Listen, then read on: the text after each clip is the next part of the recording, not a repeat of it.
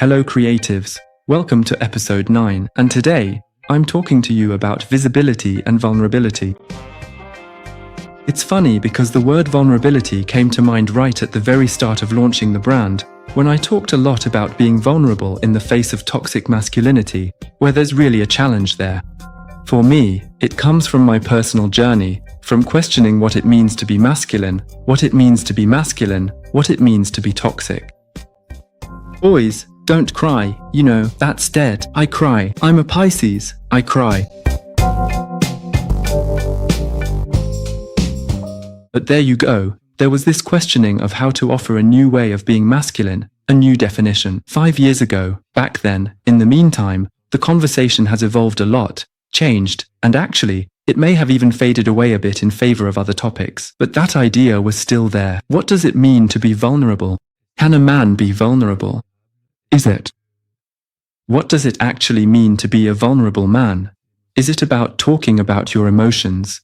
In my case, I think yes, because I think we can agree that men with a capital M have a lot of challenges with their own emotions. And then, of course, plenty of other people do too, without wanting to get into that discussion. But there you go, it's about how to redefine that idea.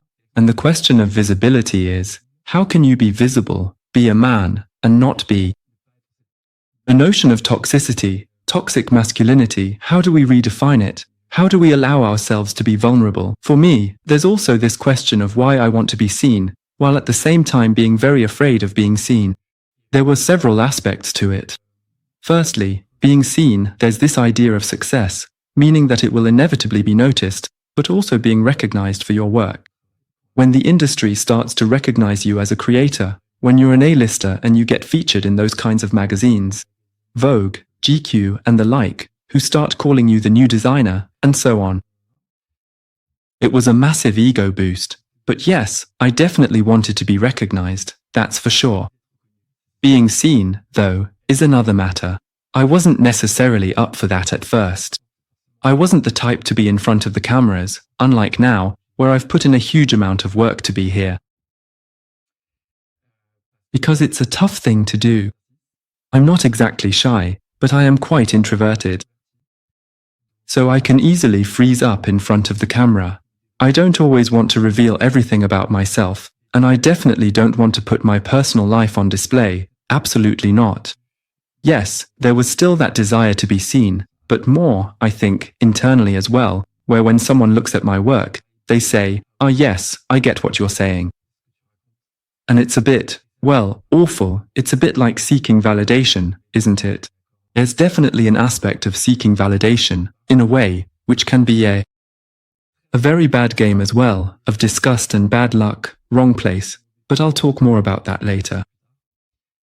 But yeah, being seen also scared me, because there's a bit of a sense of success in the work.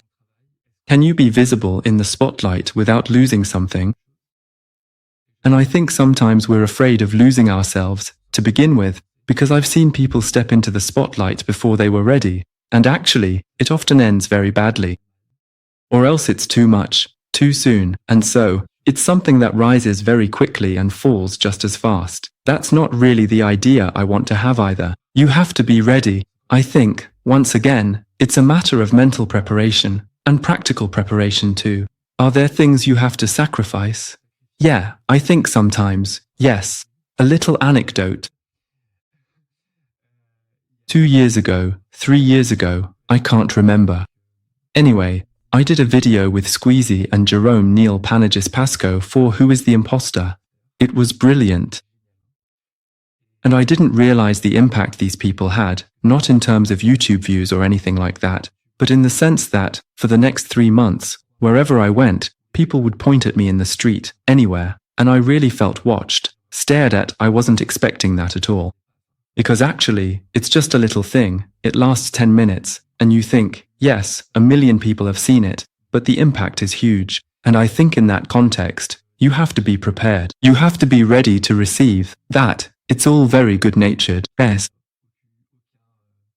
No excess, nothing at all. But more often people say, your face looks familiar.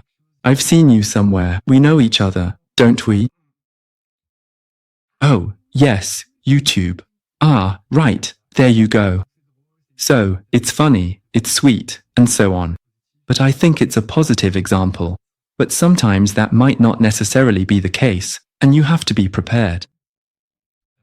You have to know, well, what, protected, but I'll remind you of that later. And another thing, for example, another thing that happened last year is that I ended up with an Instagram account called Fan of Stephen Posoro.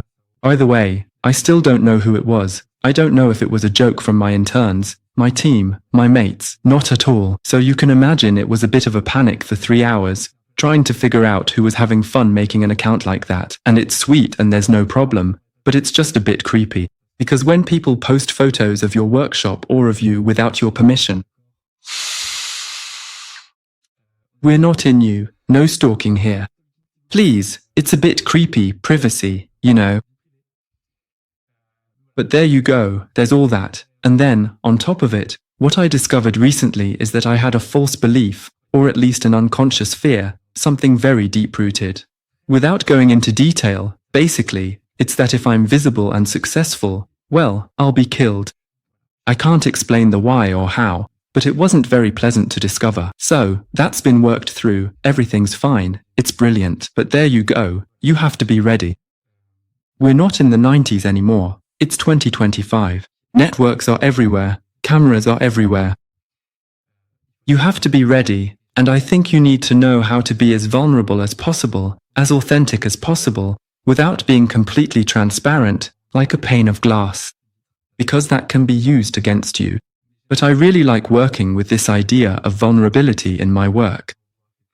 I like seeing something quite fragile, somewhere between the scar and the I've suffered in the past, but it's been resolved and I'm here. I'm standing and moving forward towards the thing. It's really a tension that I love in my work, in the image. By the way, we're currently working with a photographer whose work will be released soon. We're also incredibly sensitive. There's this side of, you know, we feel everything, we see everything. It's a bit like a loop in the brain. We need to. Well, I need to. I say we, but it's because there are several people around me who are like this. We need to protect ourselves too. Sometimes, there's fear of being judged or criticized.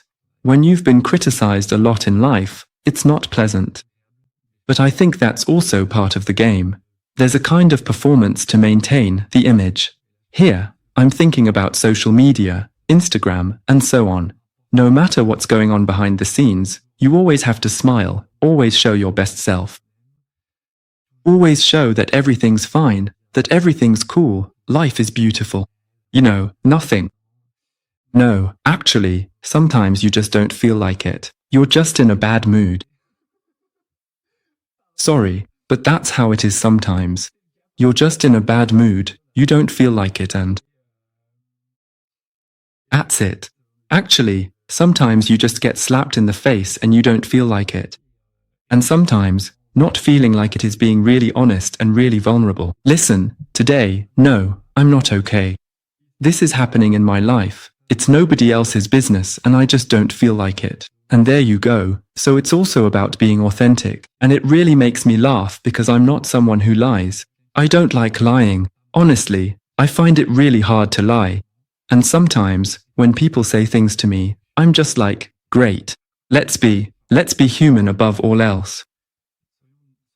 Once again, we're privileged in fashion. Let's be human above all else. We need a bit of lightness and authenticity, really. If it's too smooth, it just slips by, it doesn't work. It needs to be a bit rough around the edges. So then, is vulnerability a strength or a danger? I think it's a strength, because if you're able to be open and it's under control, you can open and close the, how can I put it? The floodgates, the valves. Both, together. There can be a danger, because yes, of course, anything can be twisted, can be taken out of context, changed, or a word said at the wrong moment can be turned against you, and then there's drama and a bad buzz. That's true. But then, Yes, there was something that used to freak me out, and that was to do with my own family. Saying things they might not necessarily know about, or where there have been a lot of prejudices. Actually, sometimes, in interviews where I talk about things pretty personal, but without going into too much detail, I think to myself, well, if my parents read this, I'm not sure they'd be okay with it, but it's not the end of the world. At some point, you just have to speak your truth when it's time to do so. Should you mix your personal and professional life? I don't necessarily agree with that, but sometimes there are personal things that are relevant at a certain point, like when we're talking about mental health, because, well, it happened. I also think that talking about your past is a good thing, to understand where you come from. I've rarely talked about being of Portuguese origin. People aren't really interested in it. The media, honestly. But I'm not proud. I'm Indian. I'm neither proud nor ashamed. It's my culture. The Portuguese have good food, great pastries. That, for once, please, go and eat some pastéis de nata. That, for once, we're actually quite proud of. But my family is, on the whole, quite generous. I'm thinking more about my grandmother. In fact, I've got a photo here. That's my grandmother and me when I was little, as you can see already. A pretty well-developed sense of style. I think I must have a photo album with at least 100 photos, so a different look every day. That was my mum's thing. She loved dressing me up every day and taking photos of me every single day. Every day. And what's quite funny is that there are things that are completely... I must have been, between 2 and 5 years old in the photos, and there are outfits, pieces that are completely in fashion today. The first time I posted a childhood photo, I thought, I'll put this on Instagram, then realized, that's really personal. As a memory, why do that? I just thought my first fashion memory is my photo albums. Childhood photos, or my mum would take pictures of me in different outfits, jeans, suits, Christmas, all sorts of things. It really is a promise of fashion. It makes me question being vulnerable with my very first experience of fashion. That's it, it's my childhood photos, all dressed up, looking cute, as a baby. It's cute, you have to admit. But yes, so showing yourself, yes, but still protecting yourself. Because, a bad buzz can happen very quickly, I think. You shouldn't put yourself in danger either, not in danger psychologically, but it's a bit like that. Saying something, doing something that you might not be able to stand by afterwards. I think you have to listen to yourself above all. Once again, I was really well supported on certain topics, with Tashda Press or my coach at the time, and my friends too. Of course, I think my best friend is the one for that.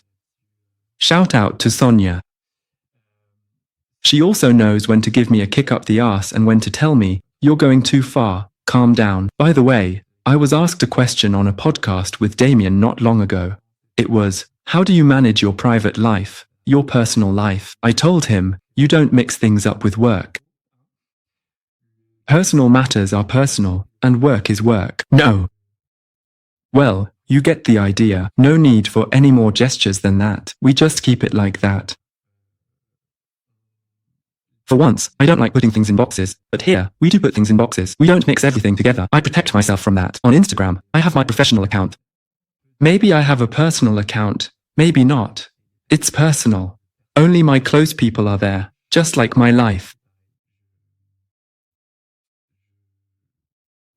I block it out, and I think we've found a good balance. We're actually doing pretty well.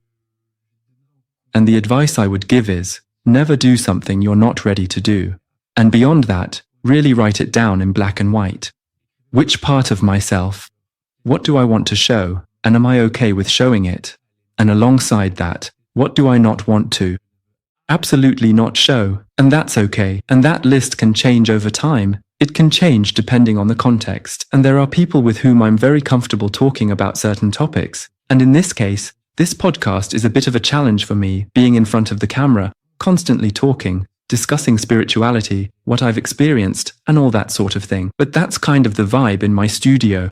That is to say, yes, I admit, sometimes we have tarot nights. We draw the cards. It's just for fun.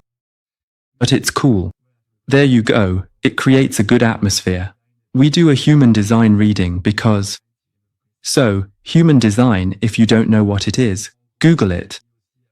Basically, it's also linked to your date of birth, place of birth, it's kind of the patterns and main outlines of your profile. Psychoenergetic/personality.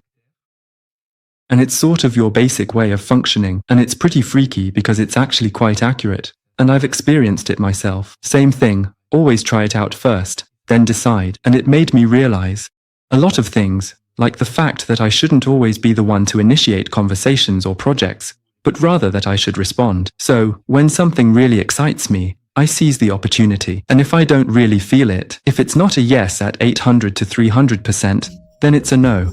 So I have to say no. That's something I'm still learning every day. But there you go. Thanks to these tools, I find my balance. And I've done a bit of my own. The advice I gave you is about what I can say, what I can't say, and who I am both publicly and personally. And that's it. You have to separate things. And now, it's your turn to do it.